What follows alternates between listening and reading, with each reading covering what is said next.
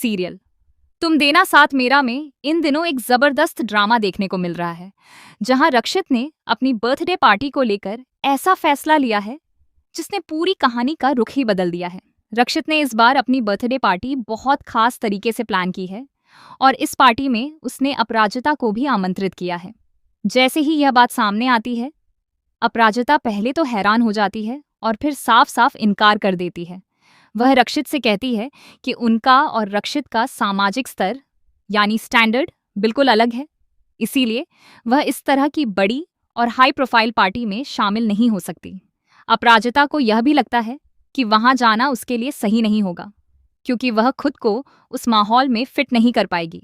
अपराजिता की यह बात सुनकर माहौल थोड़ा भारी हो जाता है, लेकिन कहानी में असली मोड़ तब आता है जब ईरा इस पूरे मामले को लेकर काफी नाराज हो जाती है। ईरा को यह बिल्कुल पसंद नहीं आता कि रक्षित अपनी बर्थडे पार्टी अपराजिता के लिए इतना खास बना रहा है। उसके मन में जलन और गुस्सा दोनों बढ़ने लगते हैं और वह खुद को इस स्थिति में असहज महसूस करने लगती है। दरअसल रक्षित ने यह पार्टी अपने लिए नहीं बल्कि अपराजिता के सम्मान में रखी है। अपराजिता ने ऑफिस और कंपनी के लिए जो बड़ा त्याग किया है, उसे देखते हुए रक्षित उसके प्रति आभार व्यक्त करना चाहता है। उसने कंपनी की साड़ियों को एक बड़ी आग दुर्घटना में बचाया था और इस दौरान उसने अपनी जान की भी परवाह नहीं की थी। उसकी इसी बहादुरी और ईमानदारी की वजह से कंपनी की इज्जत बची थी। इसी वजह से रक्षित ने सोचा कि वह अपराजिता को एक छोटा सा धन्यवाद देने के लिए एक ग्रैंड बर्थडे पार्टी जैसा आयोजन करेगा, ताकि सभी के सामने उसके काम और त्याग को सराहा जा सके। लेकिन ईरा के दिल में यह बात घर कर जाती है और वह धीरे धीरे अपराजिता के खिलाफ सख्त रवैया अपनाने लगती है। ईरा अपने गुस्से में अपराजिता को बार बार नीचा दिखाने की कोशिश करती है। वह उसे ये एहसास दिलाती है कि वह उस पार्टी के लायक नहीं है, क्योंकि वहां बड़े बड़े और अमीर लोग शामिल होंगे।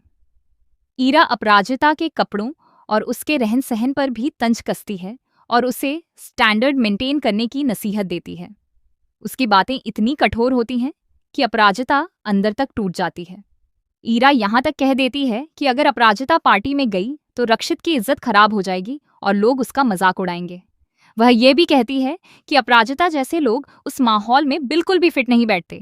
इन तानों और अपमानजनक बातों का अपराजिता पर गहरा असर पड़ता है और वह सोचने लगती है कि शायद उसका वहां जाना सच में गलत होगा। दुखी होकर अपराजिता पार्टी में जाने का इरादा छोड़ देती है। उधर रक्षित पार्टी में उसका इंतजार करता रहता है, लेकिन जब उसे पता चलता है कि ईरा ने फिर से अपराजिता का अपमान किया है और इसी वजह से वह नहीं आ रही, तो वह बहुत परेशान हो जाता है। रक्षित को यह बात बिल्कुल भी बर्दाश्त नहीं होती। वह तुरंत अपराजिता के पास जाता है और उसे मनाने की कोशिश करता है। वह साफ करता है कि यह पार्टी सिर्फ औपचारिकता नहीं है, बल्कि उसके सम्मान और मेहनत की पहचान है।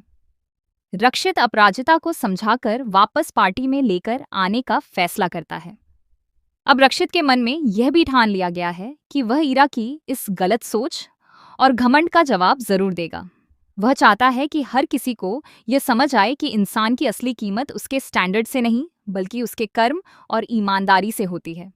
आने वाले एपिसोड में देखने को मिलेगा कि रक्षित ईरा के इस रवैये के खिलाफ बड़ा कदम उठाता है या नहीं, और क्या अपराजिता आखिरकार पार्टी में शामिल होकर अपना सम्मान